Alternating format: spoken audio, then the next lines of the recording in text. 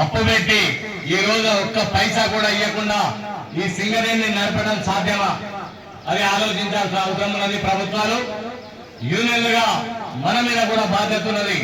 కాబట్టి మేము కార్మిక వర్గానికి ఈ విషయాలన్నీ చెప్పాలని, అదేవిధంగా సెక్షన్ మీటింగ్, జేసీసీ మీటింగ్లలో సింగరేణి యాజమాన్యాన్ని నిలదీసి అడిగినాం. ఈ సింగరేణికి రావాల్సినటువంటి డబ్బు ఏదైతే ఉందో 54,000 కోట్ల రూపాయలు ఇస్తేనే ఈ సింగరేణి ముందుకు పోయే పరిస్థితులు ఉంటాయి. కాబట్టి ఆ డబ్బులు కావాలని అడిగాం.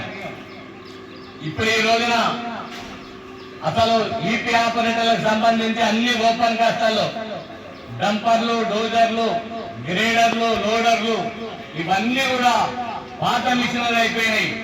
గత 12 సంవత్సరాల నుంచి ఒక్క మిషన్ పొందినటువంటి దాఖలాలు త్రూఅవుట్ సింగరేణిలో లేవు.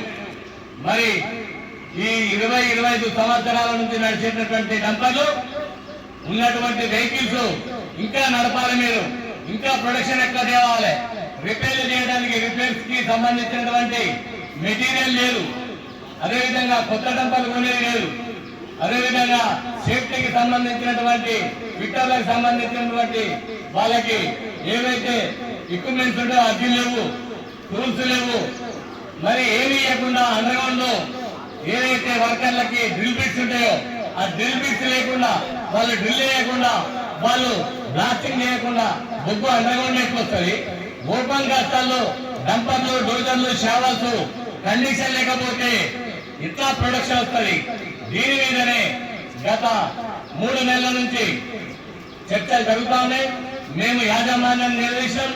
నిన్న కాకుండా డ్రిల్ బిట్ల గురించి, ఈ మిషనరీ గురించి అన్ని మైళ్ళ మీద ధర్నాలు చేసి మెమోరాండాలు ఇచ్చినాం. అదేవిధంగా జీఎంకి ఇచ్చినాం.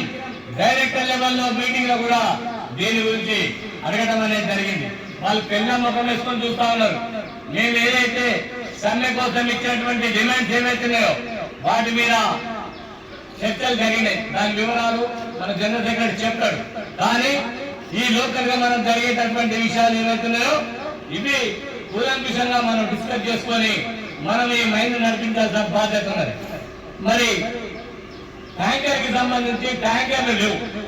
ఓసిపెట్టులో 3 చూపెడతారు ట్యాంకర్లు. 3 ట్యాంకర్లు చూపెట్టి అలాట్ చేసిన తర్వాత ఒక్క ట్యాంకర్ ఓకే ఉంటుంది.